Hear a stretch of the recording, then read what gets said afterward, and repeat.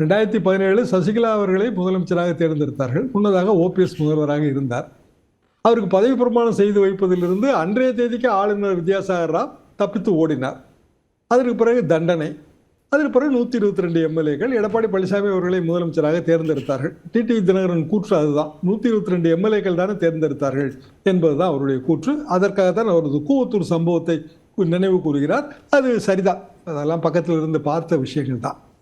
அதை தாண்டி பாரதிய ஜனதா அதிமுக கூட்டணி நன்றியோடு இருக்கிறோம் என்று எடப்பாடி பழனிசாமி அவர்கள் கூறும்போது 2024 அந்த கூட்டணி இல்லையே.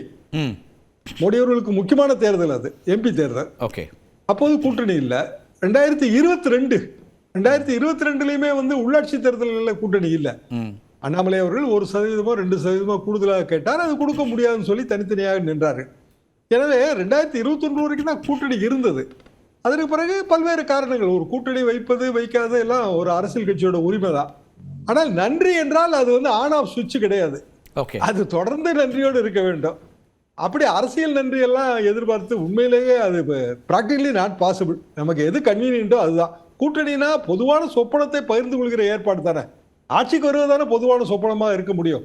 அந்த நேரத்தில் யார் வந்து அதற்கு உதவி செய்வாங்க? பாஜக கூட்டணியோடு நாங்கள் எவ்வளவு நெருக்கமாக இருக்கிறோம்னு அவர் பரப்புரை பயணங்கள்ல சொல்லிக்கிட்டே இருக்காரு. பாஜக கூட்டணி வச்சதை ஜஸ்டிஃபை பண்ணிக்கிட்டே இருக்காரு. அதனுடைய அடுத்த கட்டம் அப்படின்னு இந்த நன்றி உணர்வு அப்படிங்கிற கருத்தை பார்க்க வேண்டியிருக்கா திரு அமித்ஷாவை சந்திக்கிறதுக்கு முன்னாடி? பாஜகவுக்கு ஒரு சங்கேதமா ஒரு செய்தி விடுக்கிறாரு. நாங்கள் நன்றியோடு இருக்கிறோம், நீங்கள் வந்து அதை மனதில் வைத்துக் கொள்ளுங்கள், எங்களால் வந்து இன்னும் நேரம் சேர்க்க முடியாது. செங்கோட்டையனோட கெடுவிலேங்க 10 நாள் முடியுது. ஆமா, அவர் என்ன கேட்டாரு அப்படின்னா, பொதுச் செயலாளர் தான் முடிவெடுக்கணும், யார் யாரை சேர்த்துக்கிறதா அவர் பொறுப்பு தான் சொன்னாரு. நேற்றைய கூட்டத்தில் இன்னும் நேரம் சேர்க்க முடியாது, இதுதான் காரணம்னு எடப்பாடி பழனிசாமி சொல்லிட்டாரு. பாரதிய ஜனதாவுக்கும் ஒரு சமிக்கை, நான் சொல்லியாச்சு, என்னோட ஸ்டாண்டை கிளியரா சொல்லிட்டேன், நீங்க பழையபடி வந்து எல்லாரையும் சேர்த்துக்குங்க, அதுதான் வெற்றிக்கு சாத்தியம்னு சொன்னால் எங்களுக்கு தன்மானம் தான் முக்கியம். எடப்பாடி பழனிசாமியை பொறுத்த வரைக்கும் இதை அவர் கிட்டத்தட்ட தொடர்ந்து சொல்றாரு.